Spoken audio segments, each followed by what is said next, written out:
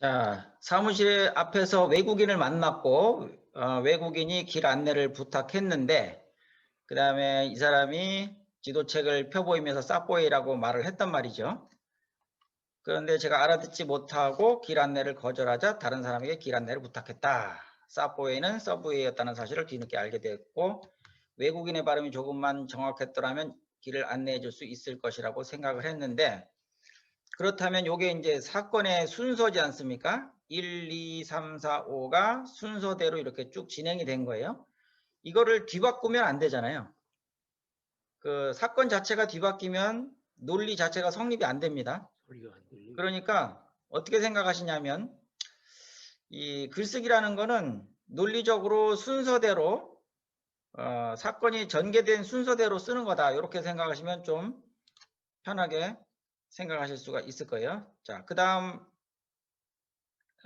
제가 쓴 글을 보여드리면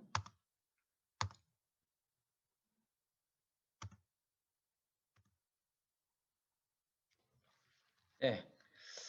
식사 후 사무실에 돌아오다가 외국인을 만났다. 나를 불러 세웠다. 사보웨이라고 말했다. 무슨 말인지 몰라서 머뭇거리다가 결국 모르겠다고 말하고 돌아섰다. 가만히 생각해보니 서브웨이 지하철을 말하는 것 같았다. 다시 돌아보니 그는 이미 다른 사람에게 길을 묻고 있었다. 처음 그의 얼굴을 봤을 때는 일본인일 것이라고 생각했었는데 그의 발음이 조금만 정확했더라면 안내를 해줄 수 있겠다는 생각이 들었다. 역시 발음이 중요하다는 생각이 들었다. 이렇게 해서 이렇게 글을 마쳤습니다. 자, 이 글을 보시면 글 자체가 훌륭한 건 아니에요. 그죠? 누구나 쓸 수 있는 거고 뭐 쓰면 쓰고 말면 말고 별로 중요한 것도 아니에요. 하지만 지금 이렇게 간단한 사건도 글로 한번 옮겨본다 하는 이게 중요하다는 거죠. 예, 그래서 생활 글쓰기가 잘 되면 그 다음에 조금 더 어려운 글쓰기를 잘 할 수 있다. 이렇게 생각하시면 되겠습니다. 그래서 아주 간단한 글을 보여드렸고요. 그 다음에는 조금 어려울 수도 있는데 국어에서 사용하는 문법을 좀 보여드리겠습니다. 자, 결코 뭐뭐 않다라고 하면 이게 지금 한 문장에서 이런 요소들이 들어가 있다는 얘기죠.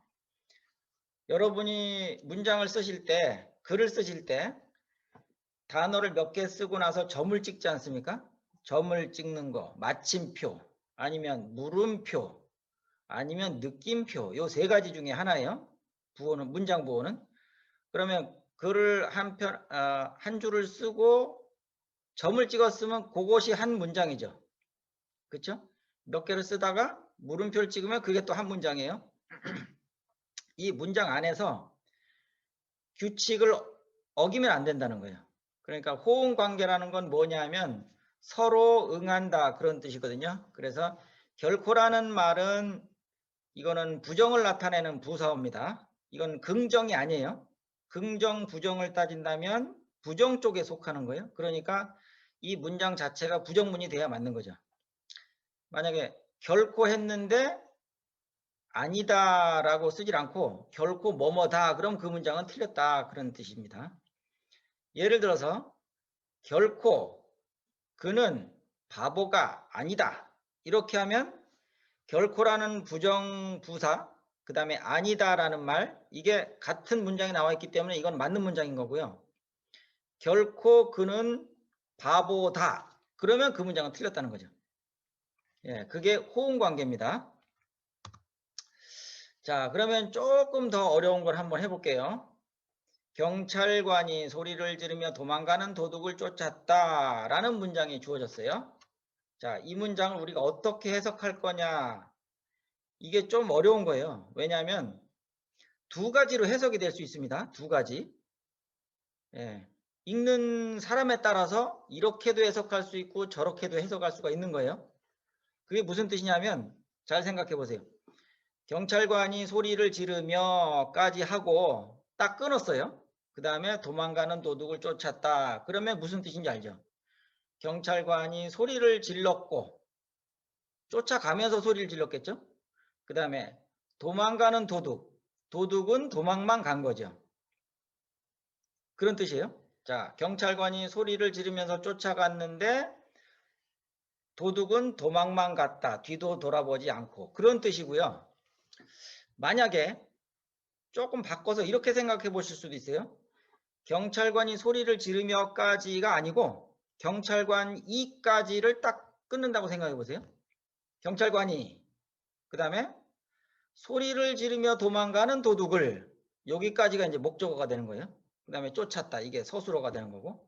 그럼 경찰관이가 주어고 쫓았다가 서술어인데 그 중간에 있는 게 전부 다 목적어란 말이죠. 소리를 지르며 도망가는 도둑. 그렇게 되면 뭐가 되냐면 자, 방금 전에는 도둑이 도망만 가고 소리 안 지른다 그랬잖아요. 그런데 지금은 도둑이 도망을 가면서 소리를 지르는 거예요. 그리고 경찰관은 쫓아만 가는 거죠. 그럼 이게 무슨 뜻이냐면 경찰관은 계속 쫓아만 가고 도둑은 도망가면서 소리를 질렀다 그랬으니까 아, 나 도둑 아니니까 쫓아오지 마. 이런 소리를 지르면서 도망갔다는 뜻이죠. 그렇죠? 그렇게 따진다면 지금 어디에서 끌어 읽느냐에 따라서 의미가 달라질 수 있다. 요거를 중의적인 표현이라고 합니다. 그래서 컴마 없이 그냥 이렇게 쭉 써버리면 이게 경찰관이 소리를 질렀는지 아니면 도망가는 도둑이 소리를 질렀는지 모른다는 거죠. 그러니까 문장을 이렇게 쓰면 좀 곤란하다. 그러니까 어떻게 써야 되냐면 세 번째 문장을 한번 보세요. 세 번째. 도망가는 도둑을 소리 지른다는 말은 안 썼고 도망가는 도둑을이라는 말을 제일 앞에 썼어요. 그러니까 아, 도둑이 도망갔구나. 그 다음에 경찰관이 소리를 지르며 쫓았다. 이렇게 쓰니까 아, 경찰관이 소리 지르면서 쫓아갔구나. 이렇게 되는 거죠.